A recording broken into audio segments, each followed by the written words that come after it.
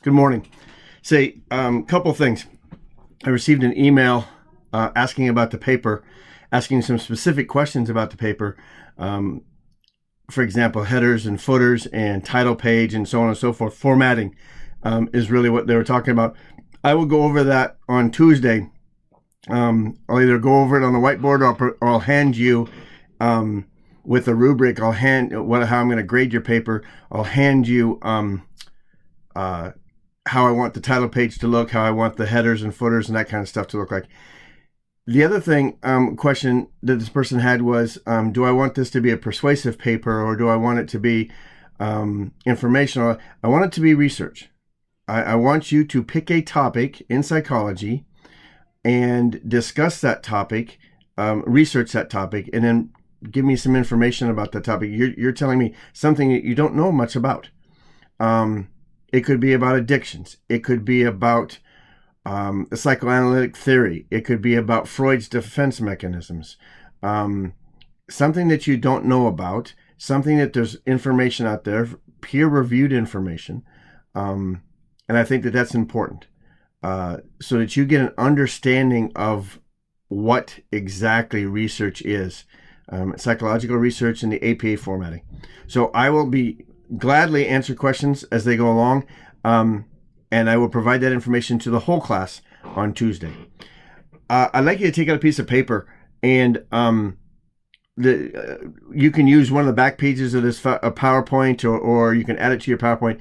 But I want you to put the heading Freud on top, and then I want to talk briefly before I go on with the rest of this PowerPoint on Chapter 1. I want to talk about Freud's 12 defense mechanisms and what they are. The first defense mechanism that I would like to talk about is compensation. And I'll give you some time with that. So compensation, strengthen one area of your life to hide the other. You can say overcompensated. Is part of the defense mechanisms. I'm going to emphasize one area that I do very well so that I can hide an area that I don't do very well. Another one of Freud's defense mechanisms is denial. And denial is just flat out refusing to face a negative behavior. I'll tell you, lots of times I'll have addictions clients that will refuse to think or refuse to admit that they're an addict. And they can have many signs. They can have relationships fall apart. They can lose their jobs. They can spend some time in jail. They can be told over and over again that they're an addict, or they might have a problem. And at some point in time, they come out of denial, they hit rock bottom, and then they admit that they have an addiction. But first of all, is denial, and they deny it many times. Another defense mechanism is displacement. Displacement would be taking it out on somebody else. And one of the best ways I can describe this is, say I'm mad at work, but I can't show that anger at work because if I show that anger at work, I might lose my job. And that job is what pays my bills. That job is what signs their name on the check that I get to cash every 2 weeks. And so what I do is I come home and I take that anger out on my wife, my children, the dog, somebody other than who it should be taken out on. Or at least other than it should be addressed with. Number 4. Identification. And we hear this a lot. We'll hear people identify themselves by what they do for their work. If I was a professional football player, my identity is tied up in being a professional football player. I don't know where I am. I don't know who I am. And so my identity is attached to something else. Number 5, introjection. Introjection is conforming to feelings for approval. Agreeing with somebody. Just for fear of not agreeing with them, then maybe I don't have approval. I might not be able to be accepted. Projection is seeing your faults or your mistakes in other people, but not maybe seeing them in yourself. So you can recognize other people's faults, but you can't recognize that within yourself. Rationalization. We rationalize a lot. We will make excuses or we'll justify mistakes. I've had people say, well, I made that mistake, but I thought I deserved it. They'll rationalize, I've worked really hard this week, so yes, I know I need to study, but I deserve 2 hours to go to the movies or 2 hours to hang out, and maybe I don't get my studying done or my homework done. That's rationalization. Reaction formation.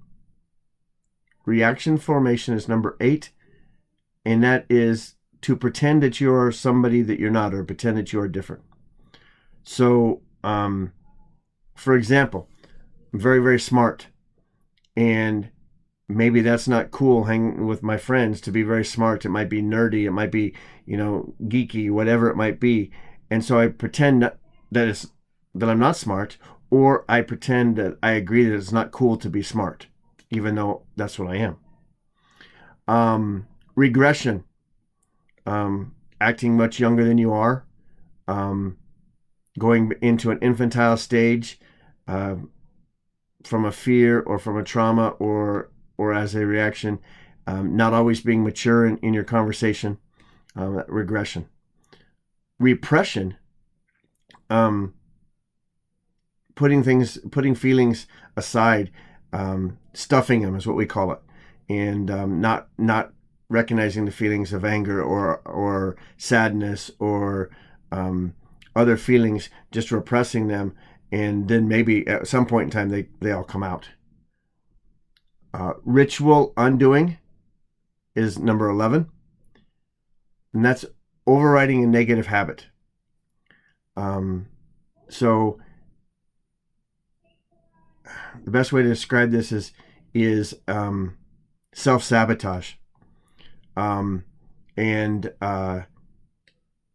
doing something that's going to undo everything that you have done positively, and self-sabotaging it and undoing it.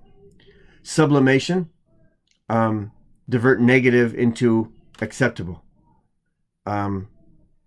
Here's always a great one. Marijuana is legal in Colorado, Oregon, Washington. It's not illegal. It's not legal here in Minnesota. It's not legal in some other states, but it's legal there, so it's okay. Everybody's doing it. It's all right. So it's still not legal. There's lots of times where people will want to. I've been in conversations where, well, they're doing drugs in the residence halls, or they're drinking in the residence halls, and well, it's not that big of a deal. They'll be legal. They'll be old enough to drink some, real quick, and all those kind of things. So they're diverting a negative and making it acceptable. And then what happens with those things is then we don't know when they're not acceptable. Then it just gets muddled. It's a slippery slope when we decide to do that way. So those are Freud's 12 defense mechanisms. It is what Freud is what I appreciate the most out of Freud, when we're looking at what he's done for us. I'm not a real big guy on the other things that he's done for us on the psychological viewpoint, although we have to teach it. If I don't, it's not good that you've taken an introductory psych class and you don't know much about Freud. So now I want to move on again and discuss the 5 major perspectives, or the 5 theories or theoretical approaches to psychology. It's interesting to note that as a psychologist, you will choose a theory. In fact, in some areas, as you practice, you have to identify on paper or identify to an area, a specific area, what theoretical approach that you counsel under. And some places, when you're looking at insurance and some of those things, some places are asking you to make sure that you identify it with one of the prescribed or accepted theories in order to achieve insurance coverage. But I'm going to talk about 5 major. First of all, psychology is a scientific study of how we think. Remember that. So how we think, how we feel, how we behave. But I want to talk about the different approaches. There's the biological approach. And in the biological approach, there's biopsychologists. They look at how they are, in some cases, there are doctors. There are psychiatrists. Now, if you have to understand something, the difference between a psychiatrist and a psychologist is what they can do. A psychiatrist is a doctor, and he or she can prescribe medications. Whereas a psychologist, myself, I can't prescribe medications. Now, I can diagnose, but I can't prescribe medications. I can diagnose and refer, and then that client would go to that psychiatrist and with my referral and meet with that psychiatrist, and if they agree with my diagnosis is, or they have a completely different diagnosis, then they will prescribe medications accordingly.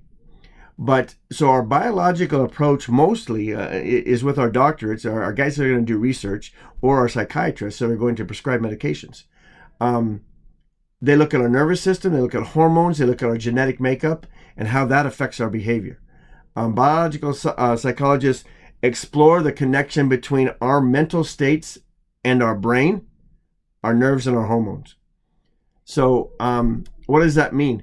It means that for a biological approach, we're the sum of all parts.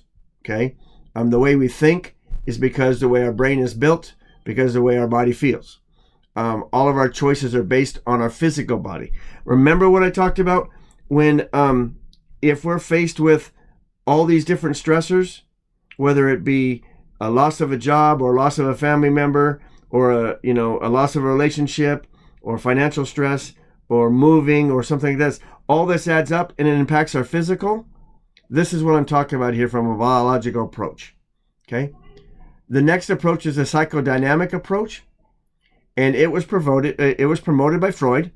He was a psychoanalytical therapist. He believed that many of our impulses are driven by sex or aggression. Psychologists in this school of thought believe that the unconscious drives our experiences from early childhood is the root of our behaviors.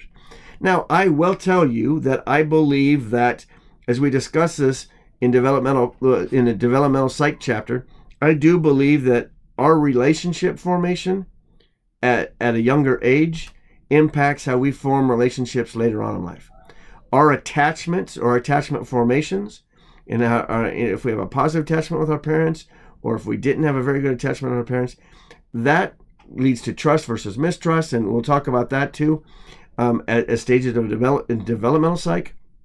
But if we have trust versus mistrust, if we have some of these negative impacts, it does, in my opinion, and Freud would say this, it does affect us in later on life, how we were treated, how we were brought up, and how we attached and how we formed relationships carries on. The third approach is the behavioral approach.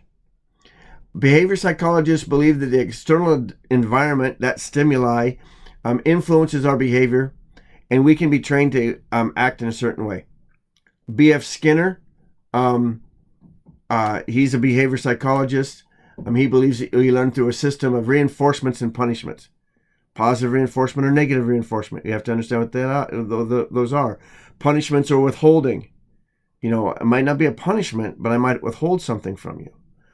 So those kind of things. The behavior approach is really effective if you don't care what the person thinks, as long as you get the desired behavior.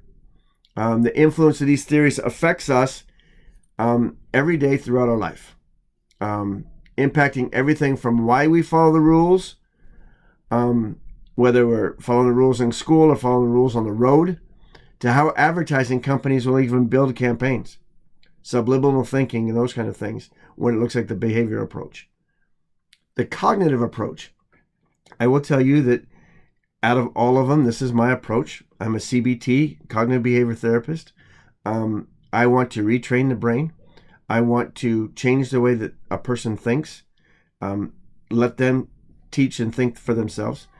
This often, if we accomplish this, this often allows the client or a certain number of clients to be able to fix themselves. And so at one point in time, they will stop coming to therapy because they don't need to. They know if something is sliding down the wrong path and they don't allow it to stay that way, they can build upon it, and then they can be positive and make positive choices. Again, go back to my cards that I told you. Front card, 10 things you can do outside. Back card, 15 things you can do inside. I developed that for my clients so that they can choose something other than going back to their addiction. With my marriage and family therapists or marriage and family clients, I'll use an acronym called FANOS, FANOS. Lots of times, one of the reasons why couples come to my office, in fact, 90% of the reason why people come to my office is lack of communication, financial stress, or something to do along the lines with sex. And that could be range from lack thereof or cheating, infidelity, those kind of things. One of those three reasons brings clients to my office. And I think one of the overarching things is communication. People don't know how to communicate. So I developed FANOS, FANOS. FANOS stands for F, stands for feelings. A is affirmation.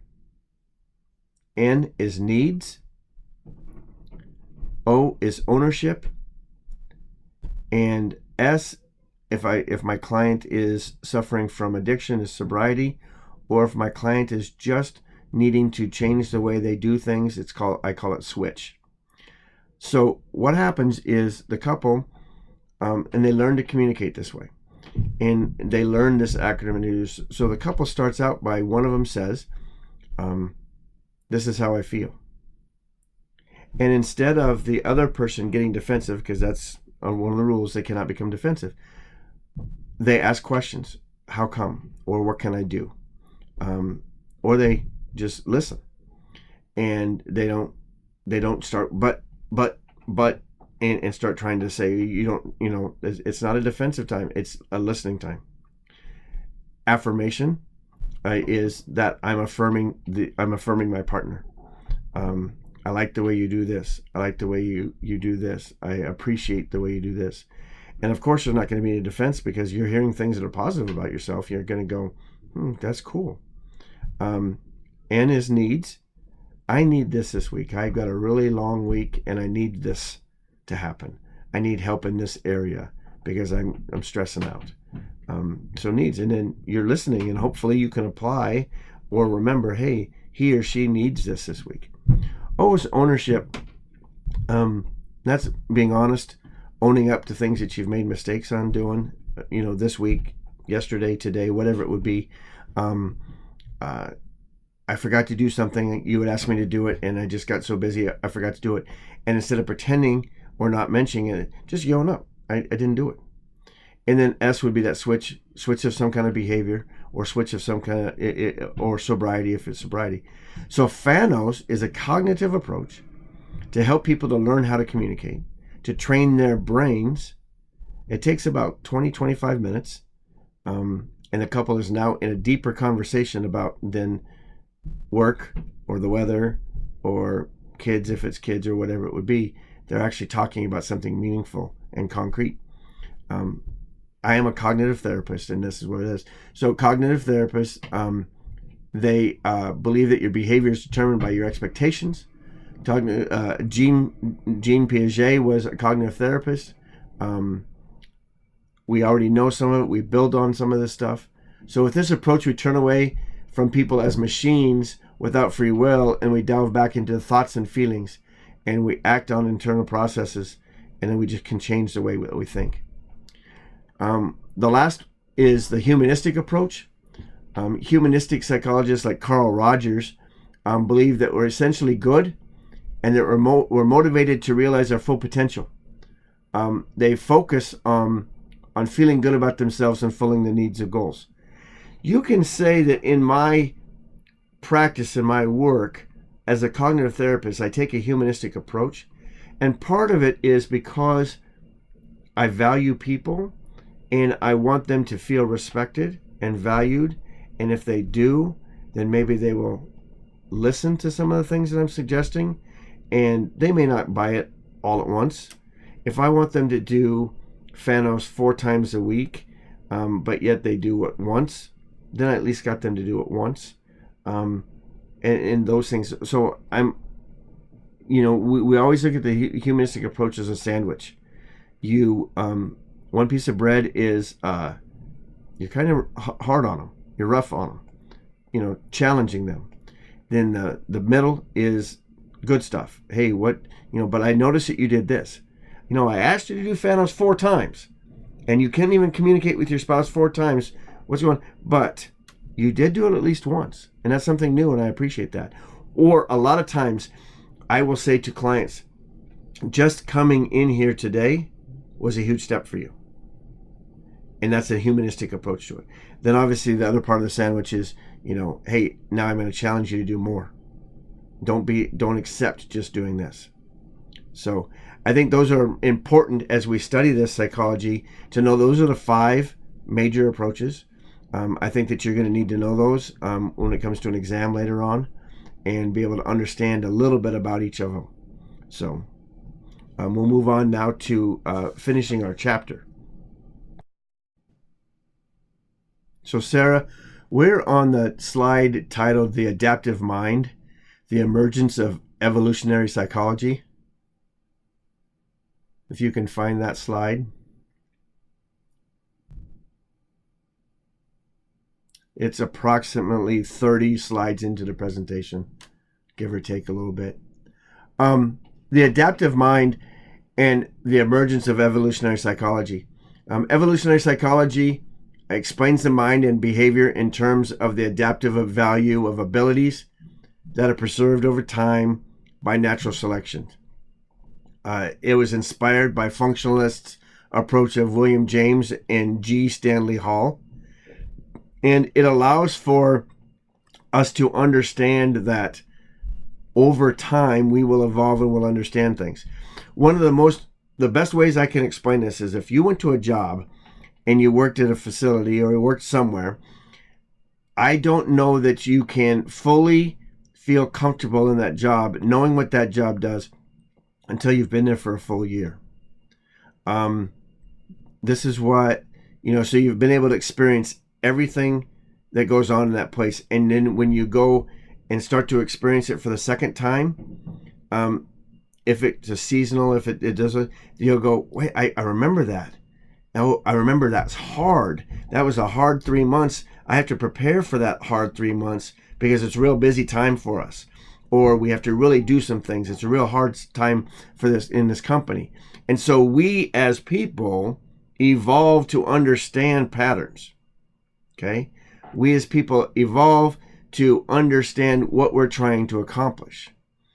And so I think that it's important to understand from an evolutionary psychologist frame that it takes time.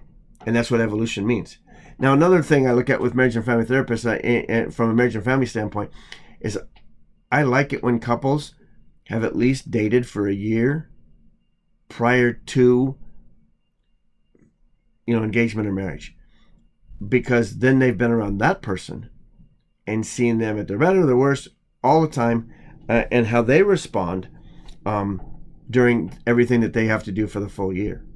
They get to see every holiday. They get to see what they do, what summer's like for them, what the fall's like for them, how they respond, and those kind of things. And I think then they can build from that. I've had clients that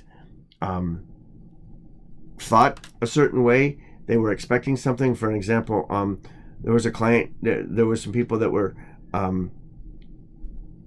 married, and the fiance, the female had put a baby up for adoption, and the male knew this and experienced 6 months after the baby was up for adoption, experienced a depression in a sense that his wife had gone through, and was kind of keeping that in his mind when it come time to a year, when that baby was going to be a year.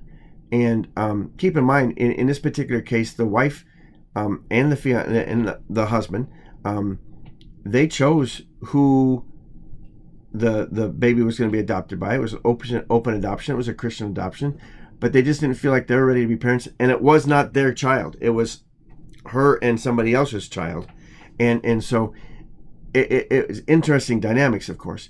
But so he's preparing to help her through the depression, or what you would think would be the onset of depression at around the child's first birthday, and it hit like at month 11 instead of month 12, and so he's not prepared for month 11. He was evolving to where he understood what was going on after experiencing what happened at 6 months. So he's planning, okay, 12 months is going to be a big deal. I got to, do a lot of different things yet. And so that was a demonstration of evolving, but it changed. He wasn't quite prepared because it didn't happen right away. It happened at 11 months instead of 12. The depression started.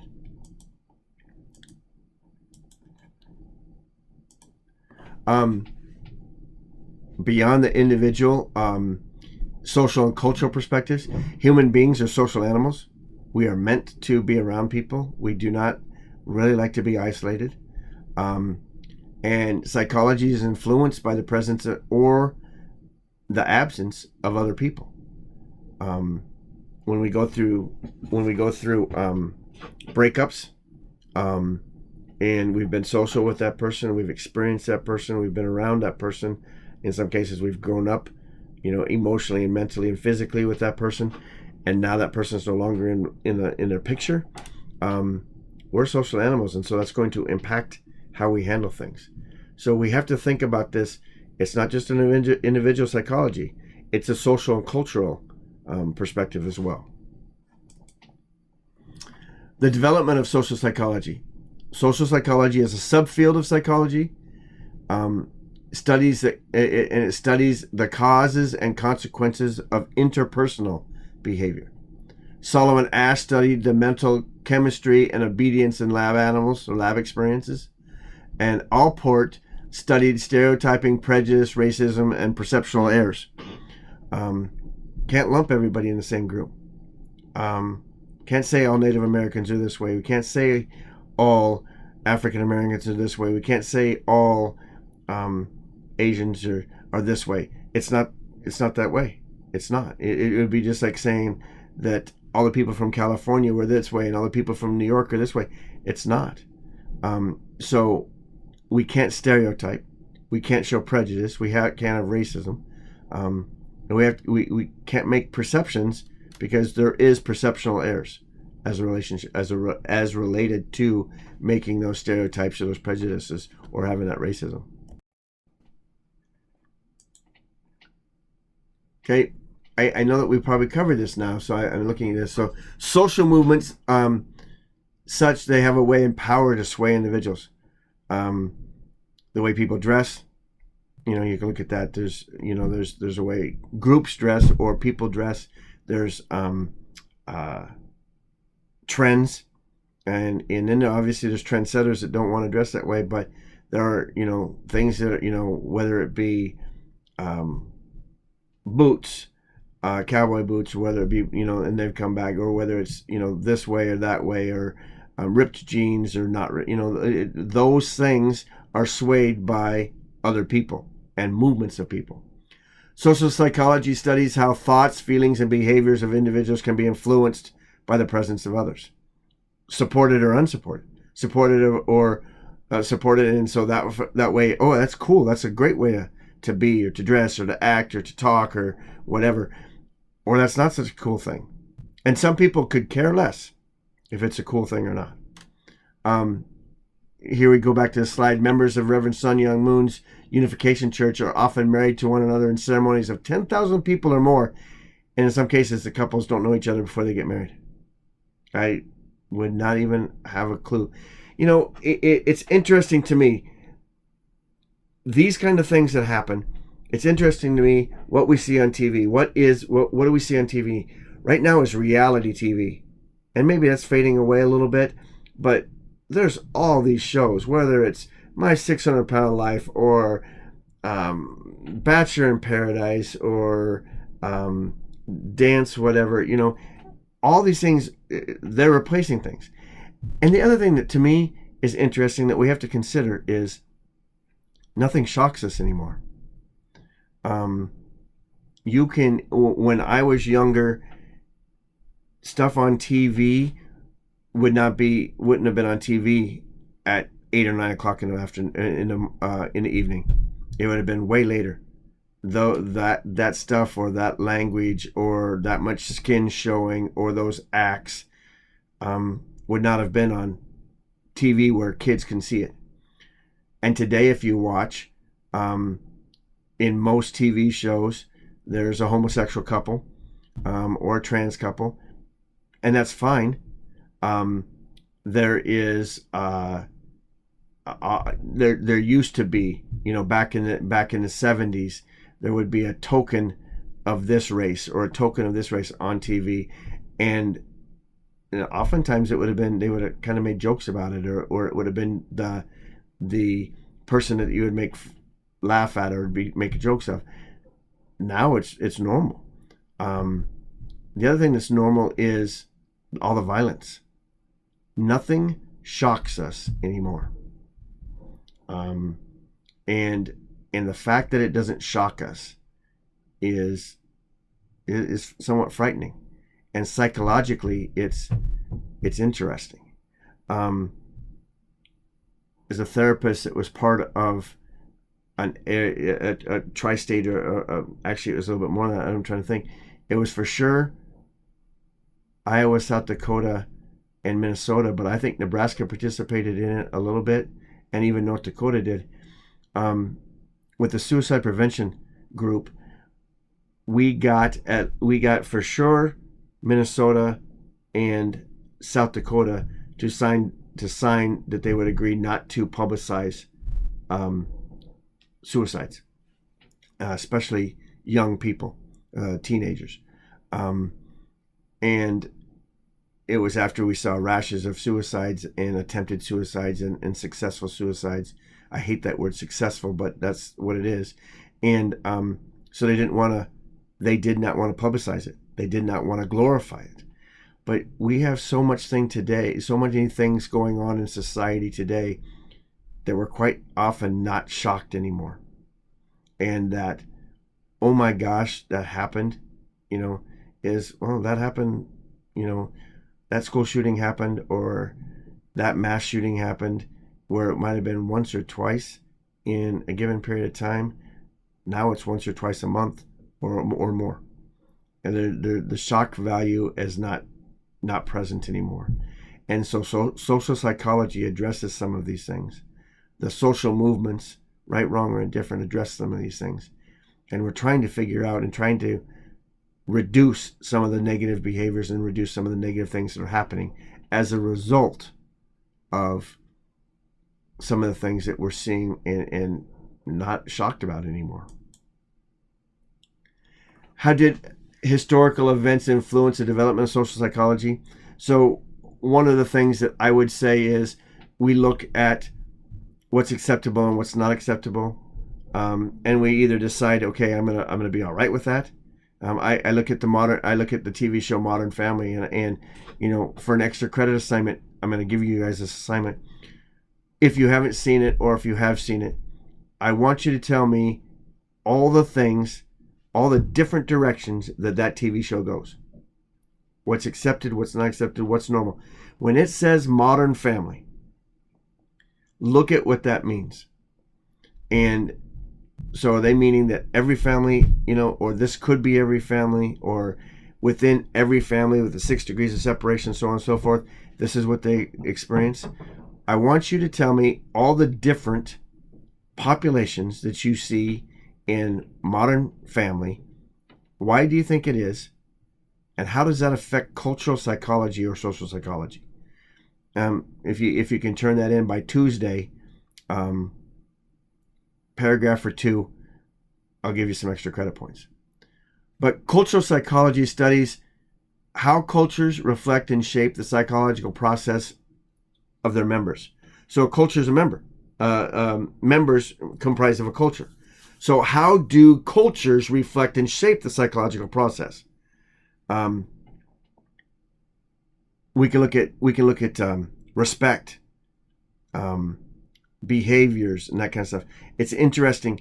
I have players that come from the South, and if I say something, I say yes, sir. If I ask them to do something, yes, sir. That's accepted culture in the South. We don't see that a lot here. We don't see it in the upper Midwest where somebody's going to say yes, sir. I always wonder if they really do mean that. I want to say, Cam, do you really mean yes, sir? Or is it just natural? Does it just flow out of your mouth, or do you really agree with what I'm saying? Because I think that's interesting. But their culture is that way. Some cultures are very respectful, and they treat adults with great respect. I will say that generations are that way as well. When I was, again, brought up, I never would say a teacher's first name. I told you guys the first day in class, you can call me TD, that's fine. But even if, to this day, Mr. Peterson, my fourth grade teacher is Mr. Peterson. I know what his first name is, but I would never call him Roger. It would be Mr. Peterson. And those are things that were instilled upon us. It was part of our culture that you respect old elders. And don't get me wrong, I'm not saying that you're being disrespectful, but I'm just saying this is what a culture did, or a generation, or a culture of generations did, that you didn't call people by their first name. It's hard for me to call my mother-in-law by her first name. Sometimes I say, hey, you, but I mean, but it's hard for me to call Marion because she would be Mrs. to me elsewhere, So it's interesting, but that's how our culture was shaped. And that's how our generation was shaped. Cultural psychology is studied by psychologists and anthropologists. Absolutionism, culture makes little difference in psychology. Relativism, cultural psychology phenomena are likely to vary considerably across cultures.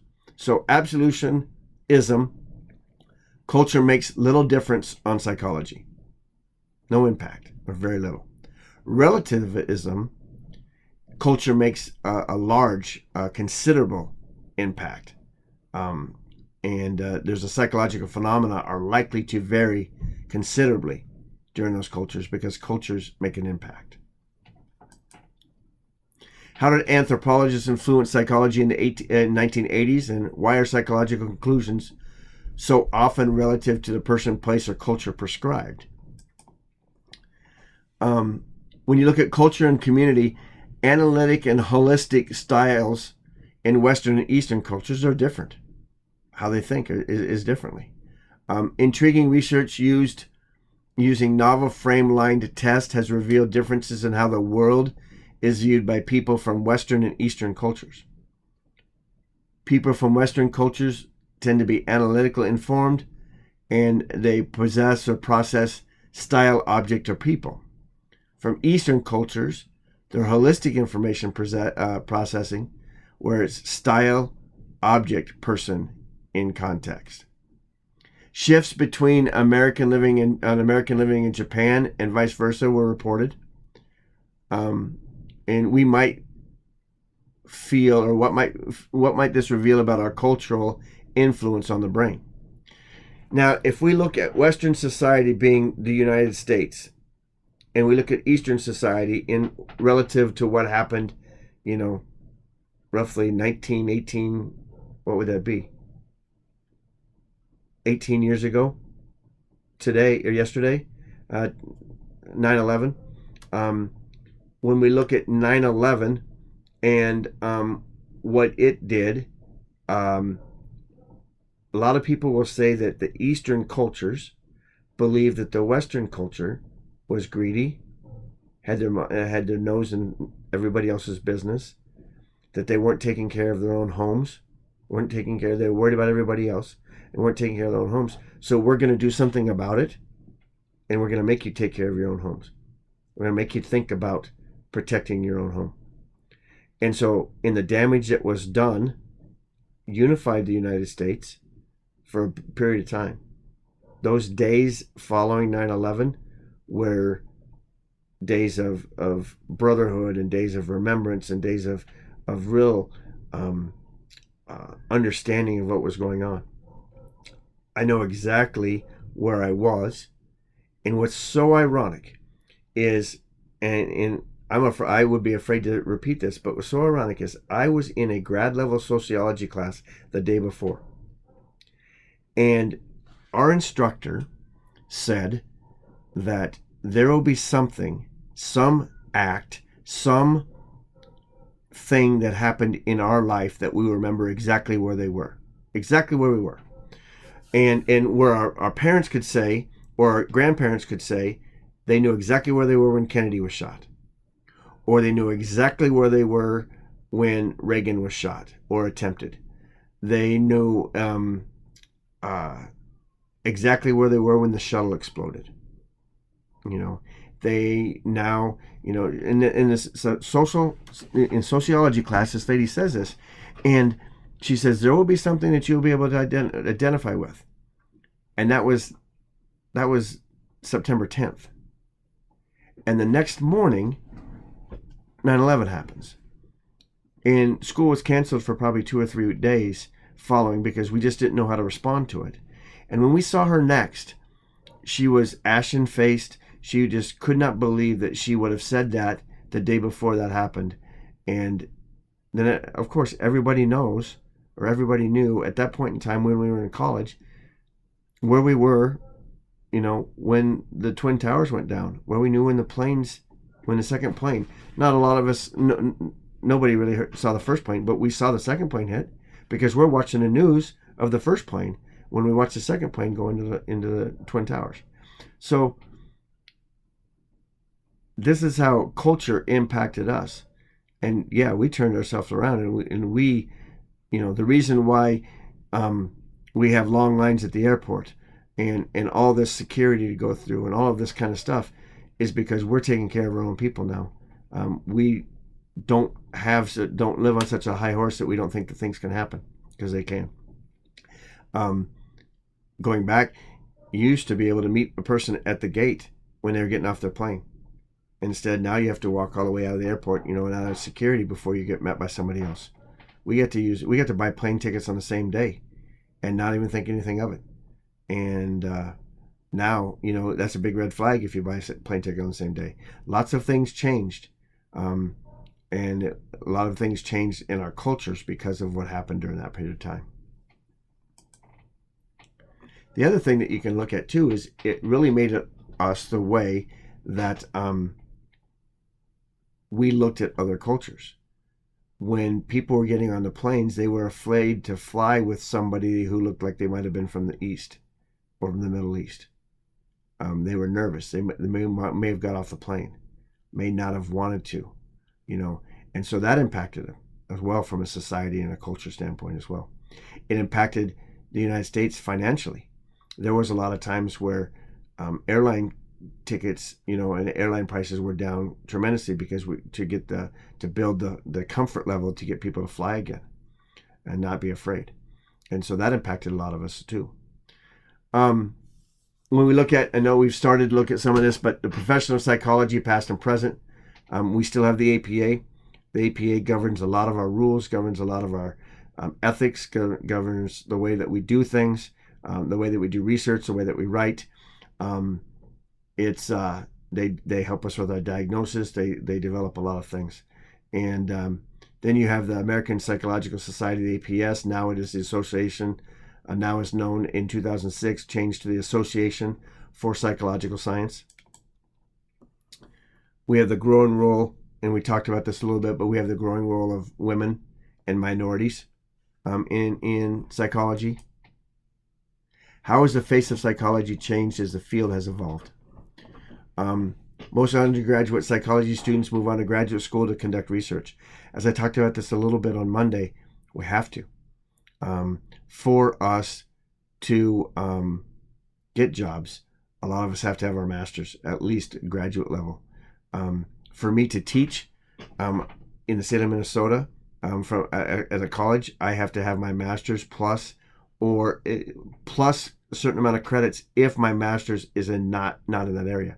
So if my master's was not in psychology, I would, but my master's was in counseling, or my master's was in social work or something like that, I would have to get 18 hours or 18 credits of psychology master's or doctoral level classes in order to be credentialed by the state of Minnesota to teach.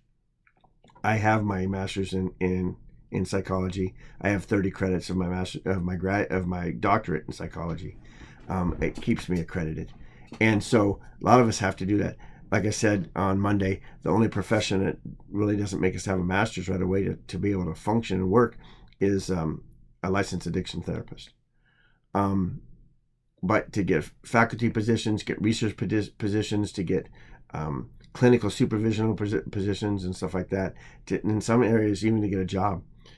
For a school psychologist has to have their master's. In social work, you really can't do a whole lot of social work unless you have your master's in social work. So there's a variety of career paths: clinical psychology, counseling psychology, school psychology, industrial organizational psych, IO. They're just a few of those when you're looking at it. Clinical psychologists are most used, can get jobs. 47, almost half of our psychologists are that way. Psychologists are drawn to many subfields. Percentage of people receiving PhDs, like I said, clinical psychology is almost half. And then there's smaller fields after that. In what ways does psychology contribute to society? Psychology is a hub science. Okay. Boyack and colleagues used data from more than 1 million articles to map the similarities and the interconnectedness of different science areas. Psychology is one of the 7 major fields that emerged as a result. After reviewing the map, can you tell why? If you look at this stuff, you look at this map, you have social psychology, you have psychology, you have medicine, and all of these different, where these different theorists came from and where they looked at. If you look at from over half the map is social psychology, social science, or psychology. So that finishes chapter 1. I want you to take some time now, and you can continue working on the assignment. I know that yesterday, Ms. Mertens had you look at the PowerPoint of chapter 7 and chapter 5 or 7, whatever the first 2 chapter PowerPoint were, memory and learning, and to go in there and make some notes. Questions that you want to ask me, questions you think need to be asked so that you can prepare for exam. My plan is that we will go over chapter 2 starting on Monday. And when we finish chapter 2, we will have finished 4 chapters already. And then we're going to start preparing for exam 1. So I want you to look at this now. Look at this. Take time to do with the rest of this class today. Take time to look at this PowerPoint, to add the notes to the PowerPoint. Make sure that you're looking at the defense mechanisms of Freud that I gave you, and the discussion that we had there, looking at the 5 major categories of psychology, and put some notes together there, so that when you go to study, you've already got some notes, and you're trying to think down the road of what possibly might I ask, what possibly might you really need to know to have a good foundation here as we look at this. And then I want you to spend some time thinking of Modern Family. If you have access to a computer while you're there in class the rest of today, or laptops or whatever, I don't know how you're looking, but start thinking about some of that and have a discussion, or you can have a discussion within yourselves, some of that. And the goal there is to identify all of the differences.